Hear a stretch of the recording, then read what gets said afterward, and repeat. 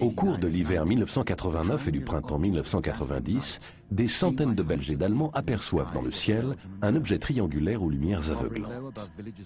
Cet ovni, qui stationne à basse altitude au-dessus des habitations, est signalé par des civils, des patrouilles de police et du personnel militaire. Puis, le 30 mars 1990, deux stations radars de l'OTAN basées à Semerzak et Glon visualisent sur leur écran un objet non identifié passant au sud de Bruxelles. Deux avions F-16 de la force aérienne belge sont immédiatement envoyés pour l'intercepter. Leur radar accroche un ovni en forme de diamant qui se met à chuter brutalement de 1300 mètres en une seconde. Puis, arrivé à moins de 200 mètres du sol, l'ovni s'évanouit tout à coup des écrans radars. La force aérienne belge n'a trouvé aucune explication. Un scientifique a même estimé que les pilotes ont poursuivi un phénomène atmosphérique rare. Pourtant, la poursuite a duré 75 minutes et l'objet a été observé sur 5 écrans radars au moins. Et puis, il reste le témoignage de centaines de témoins oculaires.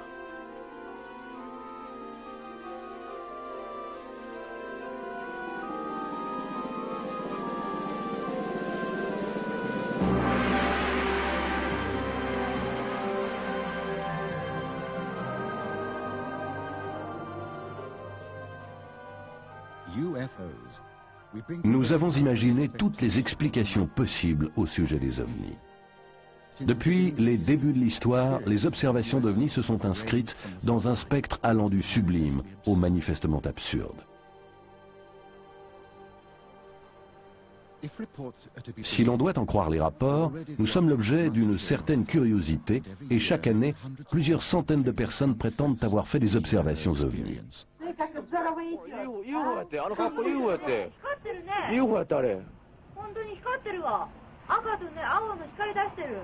I mean, that could not be a weather balloon. That's impossible. Well, it's going up and then going over, reappearing, and it's sort of going in a sort of circle, isn't it? Tell you what, I'm pleased I got that on bloody film. Il existe un endroit où un ovni a semé la panique, c'est à Gulf Breeze, dans le nord de la Floride. Over those dunes, right there. Over the dunes.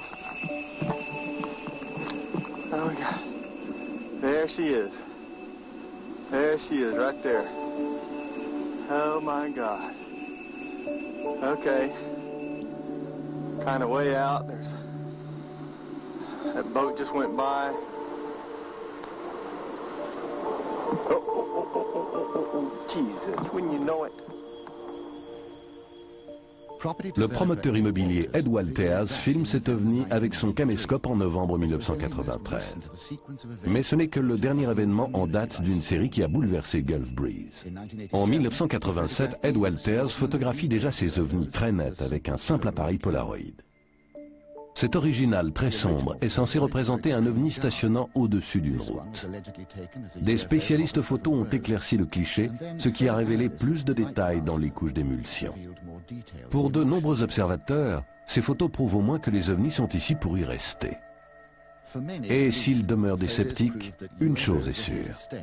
Ces événements ont vraiment placé Gulf Breeze sous les projecteurs de l'actualité.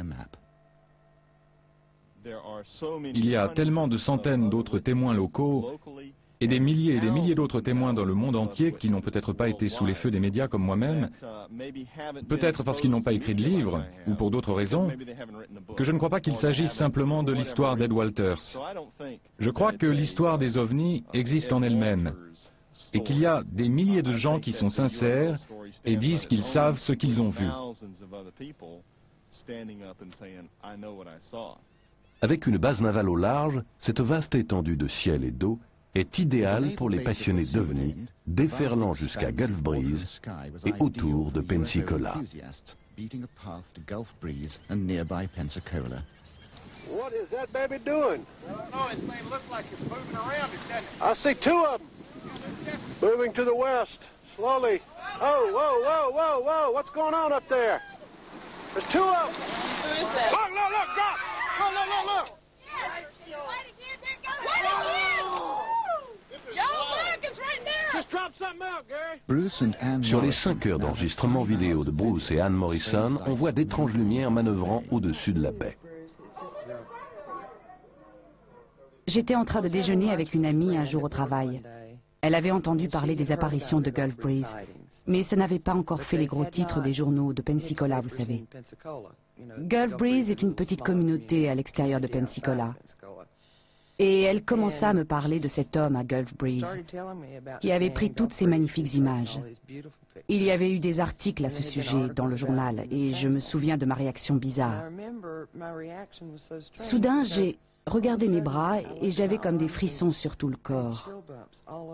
C'était une immense sensation d'émerveillement et de stupéfaction.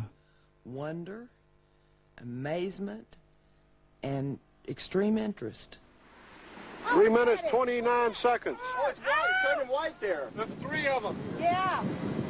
Let's go what? Whoa, go, baby, go, Bubba. Come on over here and show us some more, Bubba. I can tell you right now. Je peux vous dire aujourd'hui que j'ai effectué des sorties avec des gens qui s'excitaient à la vue d'un avion. Il y avait un type qui se joignait parfois à notre groupe et pour qui tout avion qui passait était un ovni. Et il devenait dingue et furieux si vous le regardiez, si vous lui disiez que c'était un avion. Je veux dire qu'il pouvait s'agir d'un 727 à 5000 pieds au-dessus de votre tête. Et ça prétend à atterrir sur l'aéroport de Pensacola. Mais ce type l'aurait vu et aurait dit que c'était un ovni. Et c'est son droit. Mais moi, je sais ce que j'ai vu. Et c'est sur ma pellicule. Et si vous voulez le croire, c'est bien. Et si vous ne voulez pas y croire, c'est bien aussi. Oh!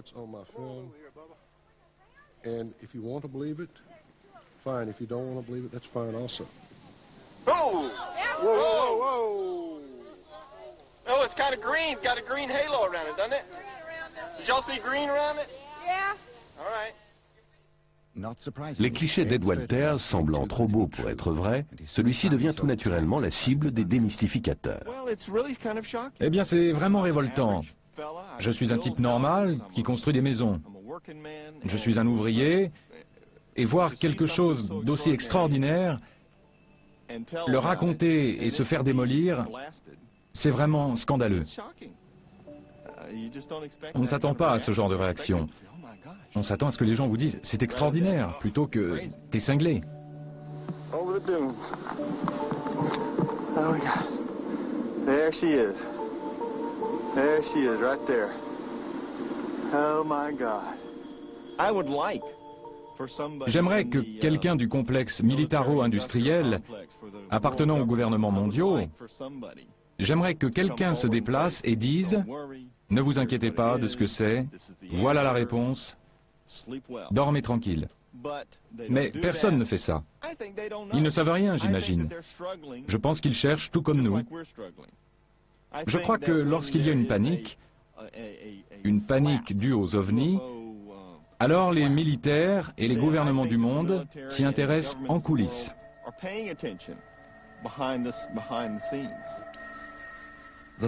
Les relations conflictuelles entre gouvernement et OVNI trouvent leur concrétisation avec le Project Blue Book de l'US Air Force, chargé d'enquêter sur les observations d'OVNI s'étant produites au cours des années 50 et 60.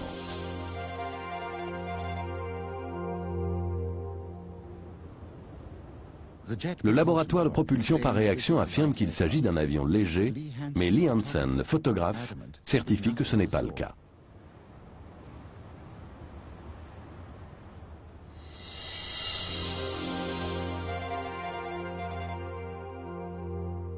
Alors qu'il traverse Monument Valley en voiture, James Waters voit passer un objet brillant à vive allure, suivi d'un autre une seconde plus tard. Il ralentit. Les objets semblent alors se contracter et se dilater. Explication officielle, il s'agit d'une météorite. Mais 2 météorites peuvent-elles se suivre?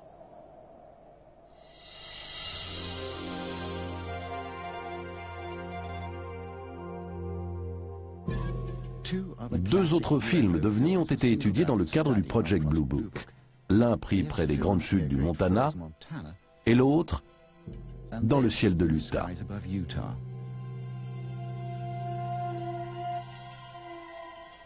Allen Hynek, astrophysicien, choisi comme expert au sein du Project Blue Book, est d'abord sceptique. Mais après avoir analysé ces films, il change d'avis. La pellicule de l'Utah avait déjà été soumise à quelques milliers d'heures d'analyse humaine par le laboratoire d'analyse photographique de la marine.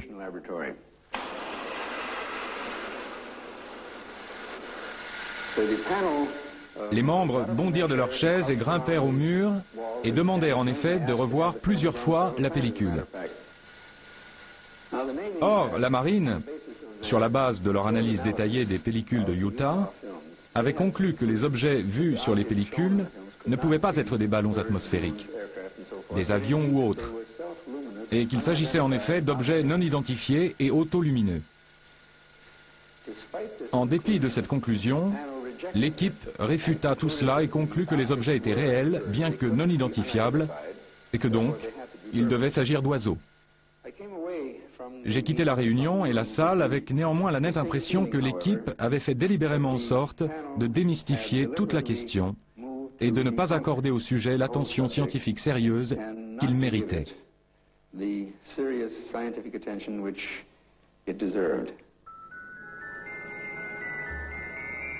Dans le ciel d'Angleterre, un ovni surgit de nulle part et vole aux côtés du Concorde. Il semble contrôlé par une intelligence, mais les caméras peuvent se tromper.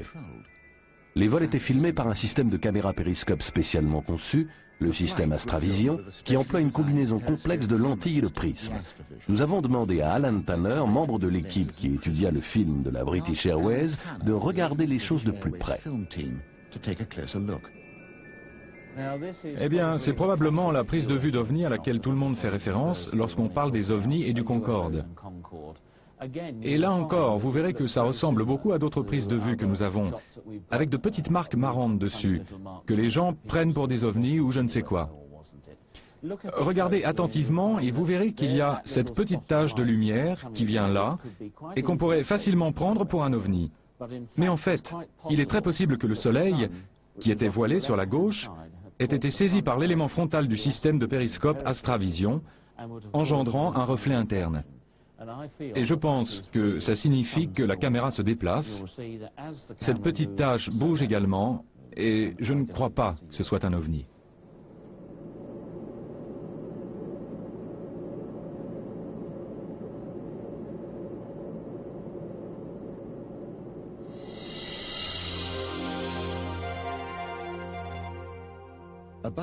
Au-dessus des lacs du Norfolk, 3 pêcheurs filment un ovni en forme de losange. On tente de savoir s'il s'agit d'avions ou de ballons atmosphériques. En fait, le ciel est totalement dégagé. 3 mois plus tôt, au bord de la mer Noire, un touriste enregistre ces images avec son caméscope. Cela semble très étonnant jusqu'à notre rencontre avec Simon Nash de chez Panasonic. Voici un moteur Iris de base. Le principe du moteur Iris consiste à réguler le flux de lumière pénétrant dans la caméra. Le moteur Iris s'ouvrira lors de scènes très sombres ou peu éclairées, et il se fermera lors de scènes vivement illuminées ou de grande intensité lumineuse. Nous n'avons réellement aucune idée de ce qu'est cet objet dans le ciel. Ce pourrait être un reflet provenant d'un avion ou d'une autre source lumineuse. Mais lorsque la caméra commence à zoomer, on voit clairement ici la forme du véritable élément iris dans la section lentille de la caméra. Il semblerait que ce soit causé par un reflet de lumière pénétrant le devant de la caméra et rebondissant çà et là entre les éléments de lentille. Pris en sandwich entre les éléments de lentille se trouve le moteur iris, qui saisit cette forme caractéristique, souvent aperçue lorsqu'on regarde directement ou indirectement en direction du soleil. Mais l'image au début de la cassette est assez inhabituelle et c'est quelque chose ne pouvant être expliqué par la technologie normale. Au cours des 30 dernières années, quelques 8000 apparitions d'ovnis ont été signalées à un service spécial du ministère de la Défense britannique. Environ 400 d'entre elles, soit 5%, demeurent non identifiées. Nick Pope fait partie de ce ministère. La chose qu'il faut souligner, c'est qu'environ 95% des rapports qui nous parviennent peuvent être très facilement expliqués. Il y a probablement un noyau dur de 5% qui semble défier l'explication. Et il va de soi que nous gardons un esprit ouvert vis-à-vis d'eux. Mais ceci dit, ce n'est pas parce que quelque chose semble inexplicable qu'il ne pourrait pas être explicable le jour suivant. Récemment, il y a eu un dirigeable en opération au-dessus du Royaume-Uni, et il était fortement illuminé de l'intérieur. Or, si vous le regardez en plan rapproché, c'est à l'évidence un dirigeable, mais lorsque vous le regardez depuis une grande distance, il ressemble simplement à un objet en forme de cigare, très brillant, et bien entendu, cela a engendré un nombre incroyable de témoignages.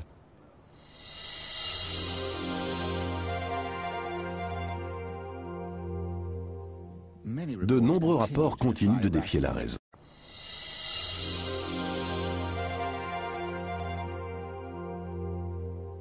De nombreux rapports continuent de défier la raison. Dans une vallée près d'Ottawa, l'objet à droite a été vu par une bonne douzaine de personnes. La police montée royale du Canada a dit qu'il s'agissait en réalité d'un hélicoptère Sikorsky. Mais le ministère de la Défense canadien affirme, lui, qu'il n'y avait pas d'hélicoptère dans cette zone.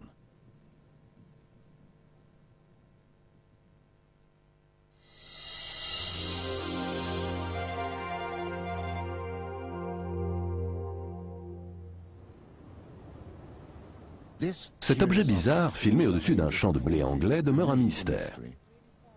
Le conducteur du tracteur, au loin, affirme avoir vu un petit disque argenté voler en silence et à grande vitesse au-dessus de sa tête.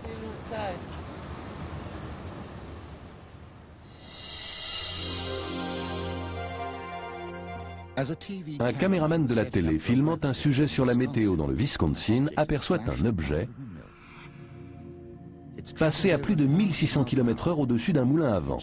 On a vérifié auprès de la base aérienne locale et du réseau de défense NORAD, il n'y a pas eu d'autres témoins.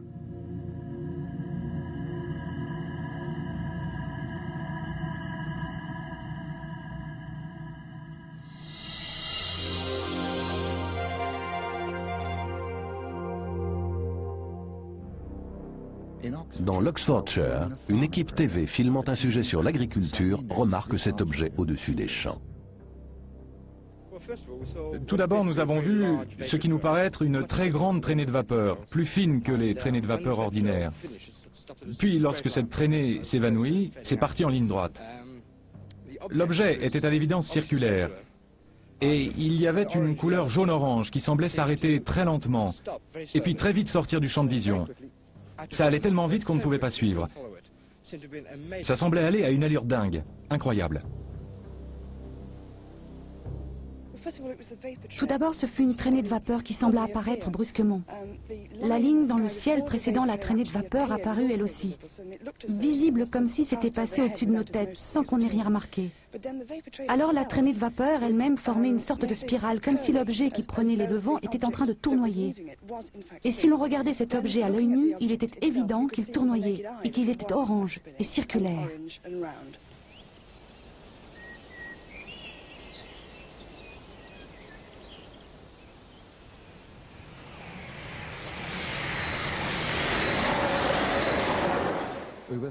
Plus de 35 000 rapports ovnis émanant du monde entier proviennent de pilotes civils et militaires. C'est le cas du colonel Fletcher Protey, qui commandait une escadrille aérienne basée à Tokyo dans les années 50 et qui fut l'un des 5 fondateurs de l'immense réseau de défense du NORAD. Mes avions tournaient dans le ciel de la moitié de la planète, régulièrement. Un jour, je reçus un mémorandum top secret venant de la Maison-Blanche, de l'état-major de l'Air Force. Et il m'ordonnait de dire à mes équipages que si jamais ils voyaient un objet non identifié, ils devaient me le signaler. Je devais les faire parler et prendre leur déposition, leur déclaration sous serment, puis les envoyer à un certain bureau du Pentagone.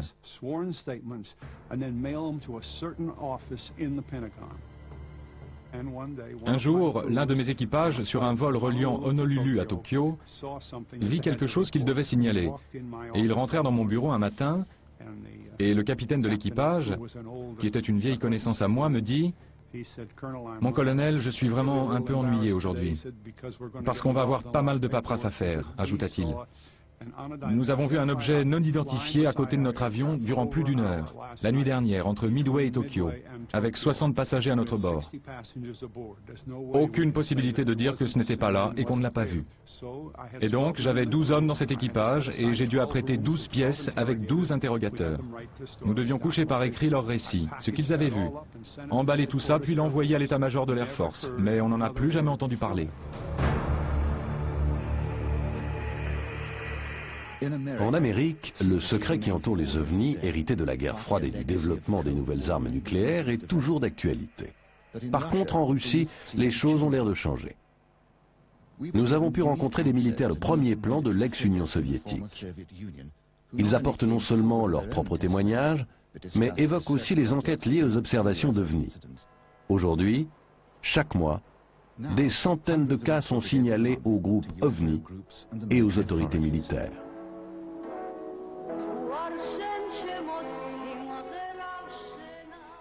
Alors qu'une équipe de tournage russe enregistre un clip vidéo, le public aperçoit soudain cet objet au centre de Tbilissi.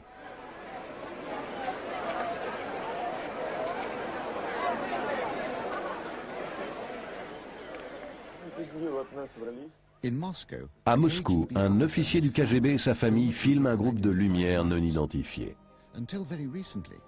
Depuis peu, les gens osent signaler des ovnis et font circuler des images comme celle-ci.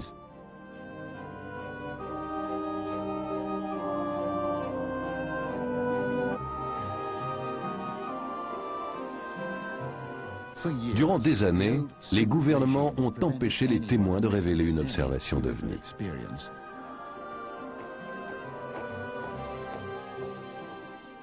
Aujourd'hui, pour la première fois, le général de division Boris Sourikov évoque un ovni rencontré au cours de la Seconde Guerre mondiale. L'engin, en s'approchant, charge d'électricité leur bombardier, menaçant de faire exploser le carburant. Pour sauver l'avion, l'équipage largue ses bombes, mais par crainte de représailles, consigne dans son rapport avoir pleinement rempli sa mission. Une forme de ce genre-là. Voici un rayon de feu. Cette partie est rougeâtre. L'avant est lumineux. Et ça volait à très grande allure. Ça illuminait l'espace tout autour. On aurait dit un coucher de soleil en miniature. Au centre se trouvait un objet volant d'une étrange apparence. Ça ne ressemblait pas du tout à une déflagration antiaérienne. Le diamètre d'une flamme provenant de l'explosion d'un missile antiaérien est d'environ 10 mètres. Là, c'était plus large et plus long que toutes nos navettes spatiales. C'était au moins 2 fois plus long. Et ce n'est pas le genre de choses que nous ou les Américains envoyons dans l'espace.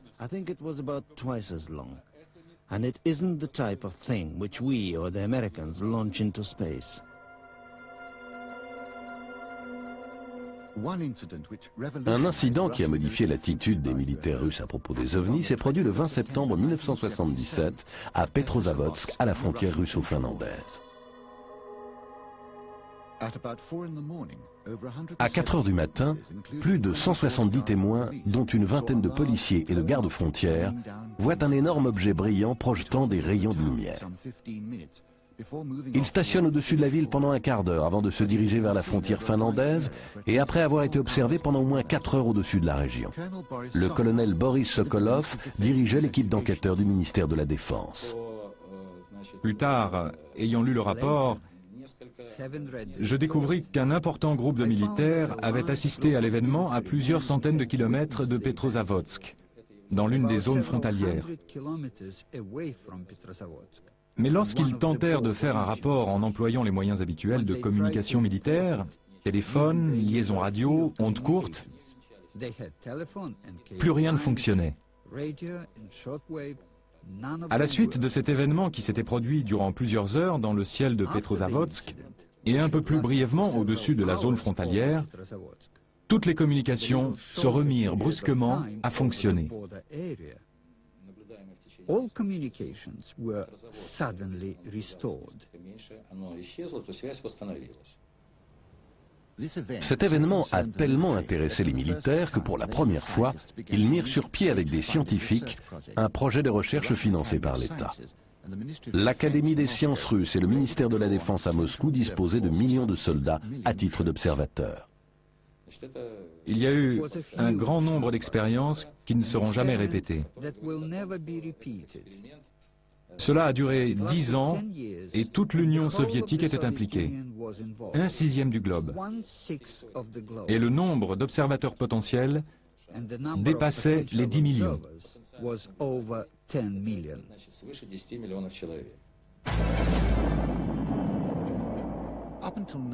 Jusqu'à aujourd'hui, cet incident n'est pas considéré comme de la désinformation destinée à couvrir le lancement de fusées secrètes. Aujourd'hui, pour la première fois, le colonel Sokolov certifie que ces faits réels ont déclenché l'un des projets de recherche OVNI les plus vastes au monde. Si les ovnis sont des objets réels, ils semblent alors être le résultat d'une extraordinaire technologie. À Moscou, il existe une organisation financée par l'État qui enquête activement sur de nouveaux systèmes de propulsion extrapolés d'après les rapports OVNI. Le docteur Anatoly Akimov en est le directeur. Nous n'allons pas limiter les objectifs de notre recherche en tentant simplement d'expliquer des expériences physiques anormales.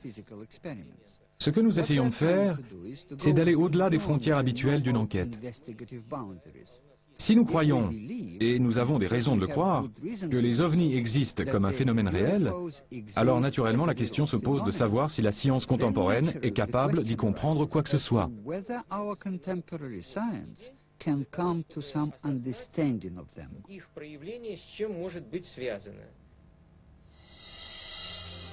En opposition absolue avec l'ouverture d'esprit des Russes, le ministre de la Défense britannique continue de nier un incident qui arrive en 1980, ici à l'endroit nommé Woodbridge, où se trouve une base de la force aérienne américano-britannique.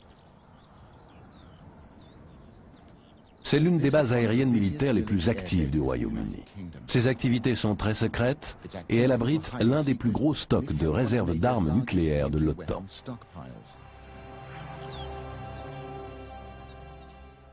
Le 28 décembre à l'aube, deux équipes d'officiers de sécurité de la base partent enquêter sur d'étranges lumières aperçues dans la forêt. Dans une équipe, le commandant adjoint de la base, le lieutenant-colonel Halt. Dans l'autre, Larry Warren, âgé de 19 ans à l'époque. J'étais dans la forêt de Rendlesham les 28 et 29 décembre 1980. Là où, juste derrière moi, se trouvait le colonel Halt et un groupe d'officiers et de sous-officiers qui ont vu les événements enregistrés cette nuit-là, à peu près à 2 km dans cette direction. Ce que j'ai vu s'est produit juste là, alors que je me dirigeais vers ce champ. Je n'avais aucune idée de ce qui allait m'arriver. Personne d'autre avec moi ne pouvait s'en douter à ce moment-là. Tout ce que je savais, c'était que ce champ devant moi était éclairé par une lumière très vive et étrange. J'avais remarqué que ce chêne géant ici était lui aussi très éclairé. Ça a été mon premier indice que quelque chose ne tournait pas rond. Comme l'exige la procédure courante, le lieutenant-colonel Halt enregistre sur cassette l'avancée de ses équipes dans la forêt, lesquelles mesurent le taux de radiation, avant de remarquer quelque chose au travers des arbres. Les voix que vous entendez proviennent de la cassette originale, seules les images sont une reconstitution.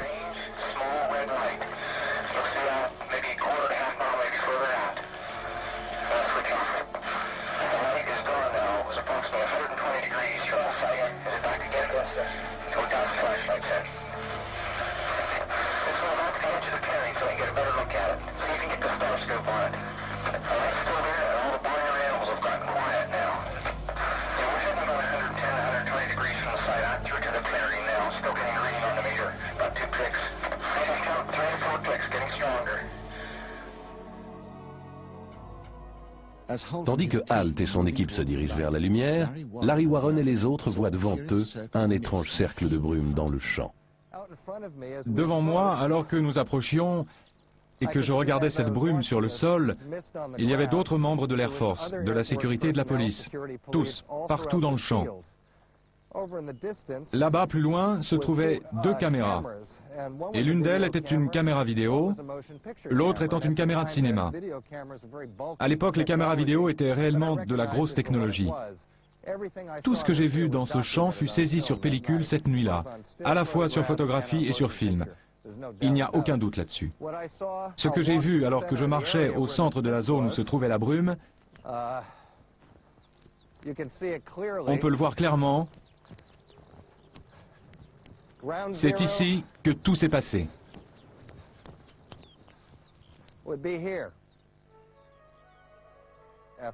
Après avoir regardé cet objet au sol, une boule de lumière rouge s'est mise à bouger. J'ai cru qu'il s'agissait du roulement au sol d'un indice de la base de Woodbridge, derrière moi, à environ 1 mile. Soudain, l'objet arriva. Forêt et arbres furent comme suspendus, et le brouillard circulaire L'objet lumineux au sol se dispersa dans une explosion de couleurs qui ne fit pas de bruit, ne dégagea pas de chaleur. Cette brume se mit d'une manière ou d'une autre à se transformer en un objet structuré. Ça faisait environ 9 mètres à la base, 6 mètres de hauteur.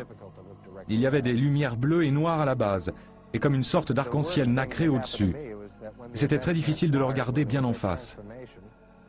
Quand l'ensemble des témoins s'est rendu compte de la transformation, certains restèrent pétrifiés. D'autres prirent la fuite. Pourquoi je ne les ai pas imités, je ne sais pas. Peut-être que j'étais encore en état de choc.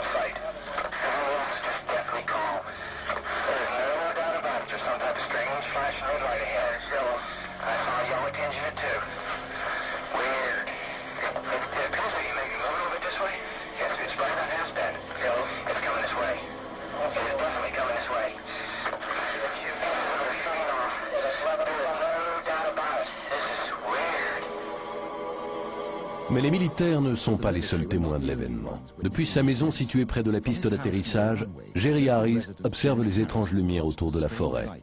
Je suis resté là des siècles. Oui, c'était comme si je regardais là durant des siècles. Et puis, ça descendait en dessous des arbres, ça allait vraiment dessous les arbres, et ça revenait encore et encore, ça zigzaguait ça et là. Et je me disais que si c'était des avions qui allaient s'écraser dans la forêt, c'était parce que la piste d'atterrissage était là-bas, et qu'eux se trouvaient ici.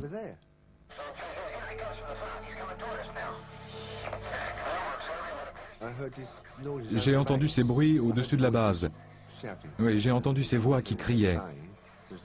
Je ne pouvais saisir ce qu'elles disaient, car c'était au loin, mais je pouvais les entendre. Le vent soufflait dans ma direction. Et j'entendais aussi des véhicules démarrer et se mettre en route. Bon, j'imagine que n'importe qui aurait pu inventer cela avec beaucoup d'imagination. Cependant, je ne vois pas pourquoi qui que ce soit aurait décidé de monter cela et de s'y tenir 14 années durant, alors qu'on a tous, à coup sûr, d'autres choses à faire. Je ne crois pas que quelqu'un pourrait monter un truc pareil, c'est pas évident. Vraiment, vous pourriez me virer de cette histoire, mais cette histoire continuera à exister. Elle ne va pas disparaître. Non, elle ne disparaîtra pas.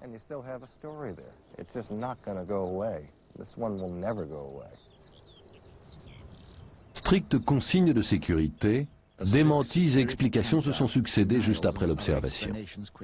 On évoque le phare d'Oxford Ness à 10 km de là, des météorites, des voitures de police, des étoiles brillantes. Les supposés films et photos n'ont jamais été diffusés. Mais il reste cependant un sérieux élément de preuve. Le rapport du lieutenant-colonel Halt considéré comme authentique par le ministère de la Défense britannique.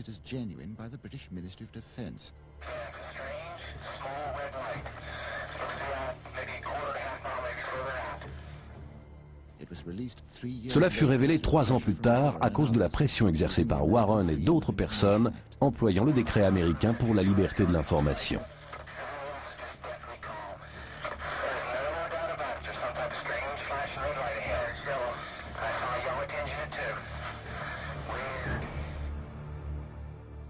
Je n'étais pas là au moment des apparitions de Woodbridge, et je ne peux donc être certain de ce qui s'est passé. Il se pourrait bien qu'aucune explication ne puisse être fournie pour ce qui arriva cette nuit-là. Mais, faute de preuve d'une quelconque menace, quelque chose peut demeurer inexpliqué sans impliquer une recherche officielle plus poussée.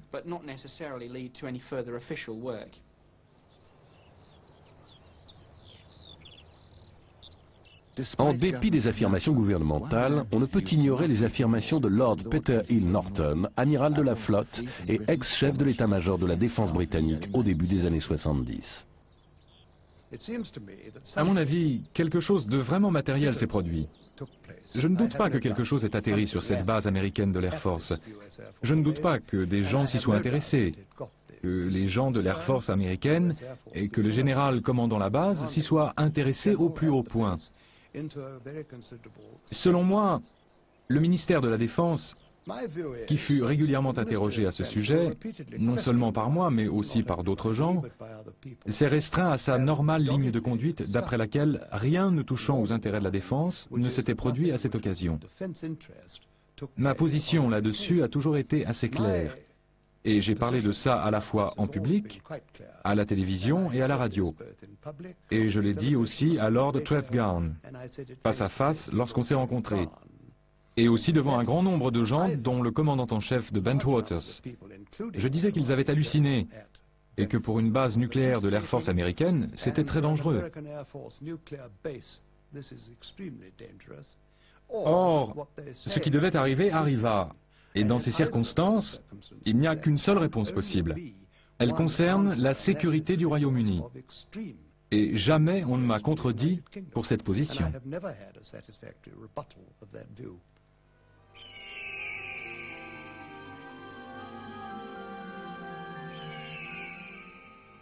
La plupart des observations d'OVNI sont faites par des gens comme vous et moi, et certains sont parfois traumatisés par cet événement. Mais ce qui est plus traumatisant encore, c'est quand ceux qui ont vécu ce genre de choses sortant de l'ordinaire sont ridiculisés ou même menacés. Au Nouveau-Mexique, par exemple, lorsqu'on découvre qu'un OVNI se serait écrasé près de Roswell. Il déclara « Vous n'avez rien vu. Il n'y a pas eu d'accident ici. Vous n'allez pas en ville. Ne faites pas circuler de rumeurs comme quoi vous avez vu quelque chose, qu'il y aurait eu un accident. » Voilà ce qu'il me dit. Vous pourriez avoir un tas de problèmes. Bon, j'étais un peu troublé, un peu malade de cette situation. Ça devenait hystérique et je rétorquais « Eh monsieur, je suis un civil et vous ne pouvez pas me faire des misères. » Il m'a répondu « Oh, si on peut, mon gars. Quelqu'un viendra ramasser tes os enfouis dans le sable. »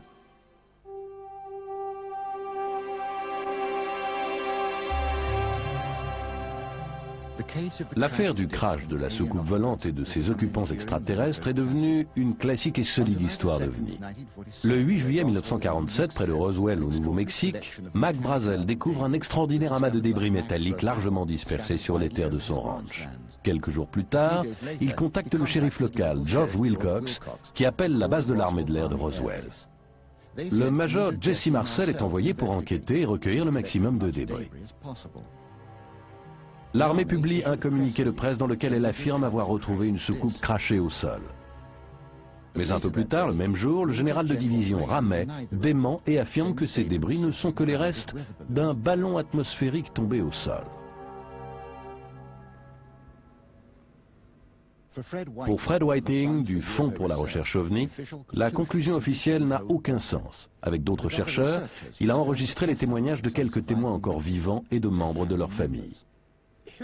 Jusqu'ici, les histoires de soucoupes crachées étaient des histoires qui se répétaient de bouche à oreille. J'ai un frère qui a un cousin, qui a un oncle dont le coiffeur dit qu'il connaît quelqu'un ayant entendu quelque chose.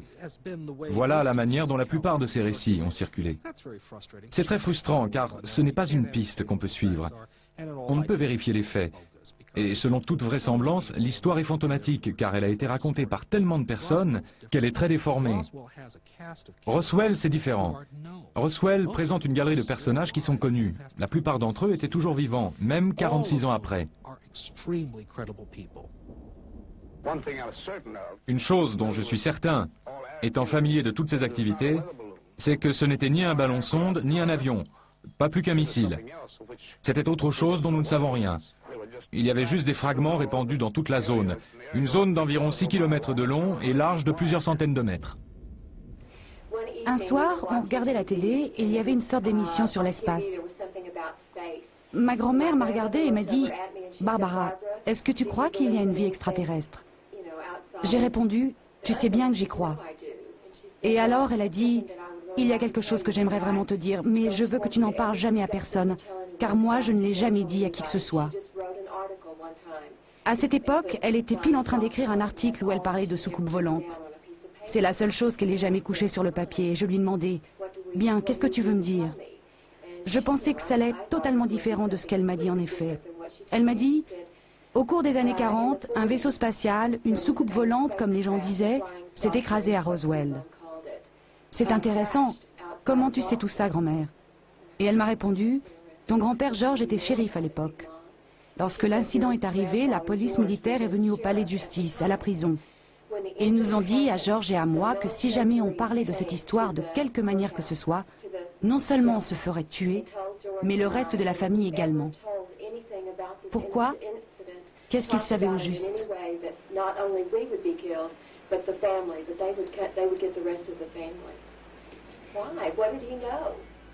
D'après les témoins, les militaires découvrent bien plus qu'un vaisseau spatial écrasé au sol. Une autopsie aurait eu lieu dans la base militaire, dont fut témoin une nourrice, proche amie du croque-mort local.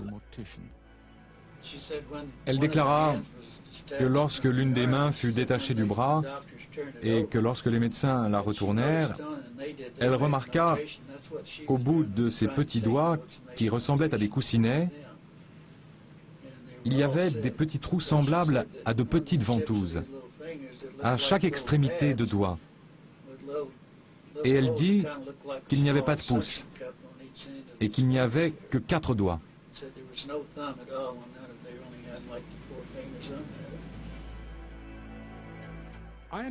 J'ai essayé de savoir si le Pentagone s'en tenait toujours à cette histoire de ballon-sonde.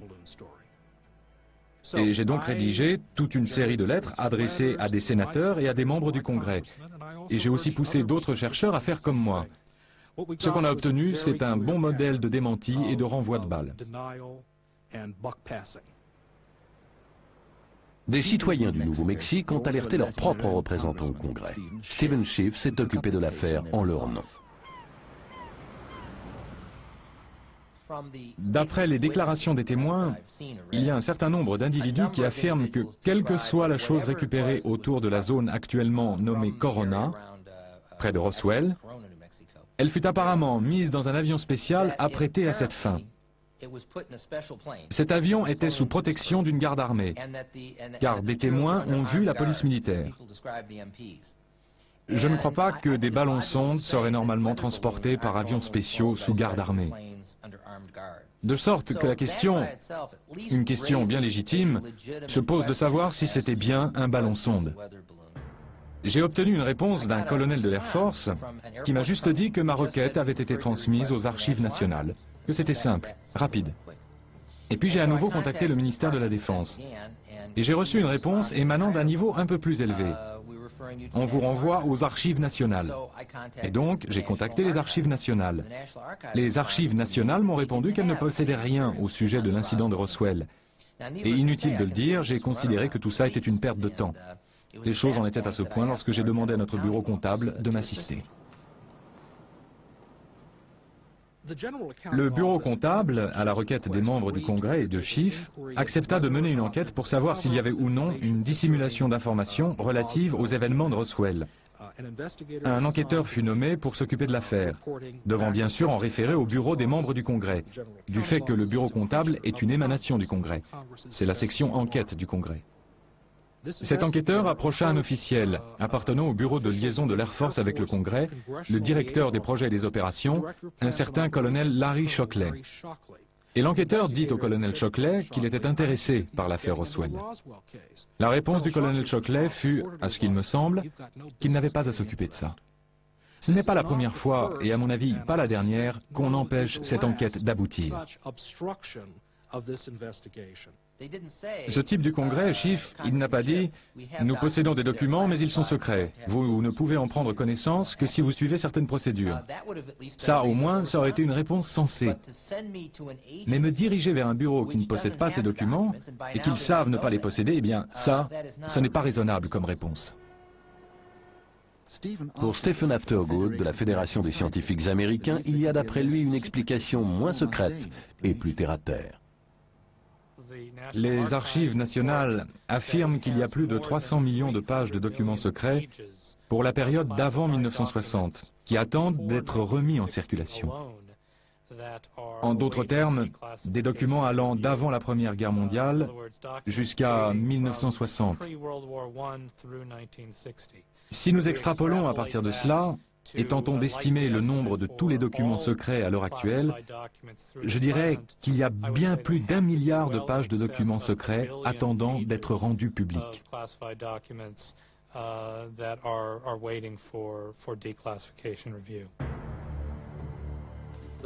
Le système de confidentialité est devenu une affaire de réflexe. On cache un tas d'informations qui ne sont pas vraiment chaudes et ironiquement, on ne protège peut-être pas comme il faut les secrets vraiment sensibles. L'incident de Roswell, tout spécialement, fut une histoire durable, car il y a eu tellement de communiqués différents émanant du gouvernement, et en plus, il y a une telle masse de documents gouvernementaux qui sont restés secrets durant plus de 50 ans après les faits. Je crois que le gouvernement a vraiment une dette dans toute cette histoire, et que les gens ont vraiment le droit de réclamer qu'il s'en acquitte. Quelles que soient les choses que légitimement on pouvait garder secrètes, 50 ans plus tard, ça a dû diminuer en importance, de sorte que l'intérêt du public pour celle-ci ne saurait poser quelque problème que ce soit.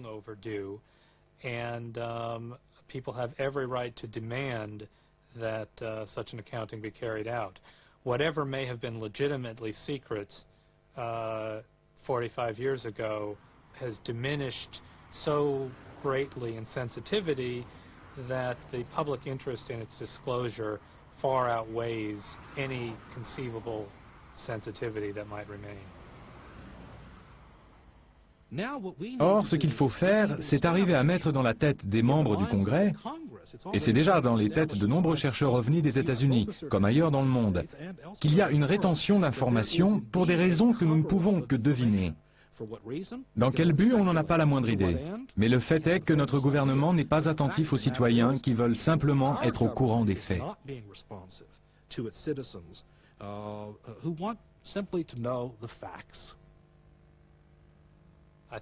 Je pense que certaines personnes franchissent un grand pas. Elles relient une histoire inexpliquée à une explication impliquant des êtres extraterrestres qui, d'une manière ou d'une autre, seraient actifs sur notre planète. Personnellement, je n'ai pas connaissance de preuves permettant de penser cela, mais il y a certainement une grande quantité de documents gouvernementaux sur le phénomène des objets volants non identifiés, quelle que soit leur nature. On the phenomenon of unidentified flying objects of one sort or another. Un an après leur enquête, Stephen Schiff et les autres attendent toujours. Voici la dernière information en date. Tous les dossiers des bases aériennes concernées de 1945 à 1950 ont été entièrement détruits, contrairement aux règles gouvernementales. Et il se pourrait donc qu'on ne connaisse jamais la vérité au sujet de l'incident de Roswell, quel que soit son message et son résultat. Mais un fait est certain, les ovnis ne vont pas disparaître. Des milliers de rapports continuent à être faits année après année. On va essayer de trouver les réponses, cela dépendra de l'ouverture d'esprit des gouvernements.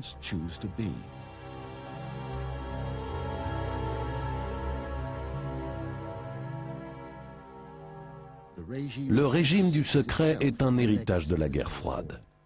Maintenant que l'Ouest et l'Est communiquent, n'allons-nous pas suivre l'exemple russe en essayant de trouver une réponse au mystère du phénomène ovni? Nous ne pouvons exclure la possibilité que des créatures bien supérieures à nous s'intéressent à ce qui se passe sur la Terre. Ces objets volants non identifiés qui apparaissent et manifestent leurs caractéristiques exemplaires, comme leur vitesse, leurs manœuvres rapides et ainsi de suite. On doit les étudier, dans l'intérêt de l'humanité. In the interest of mankind.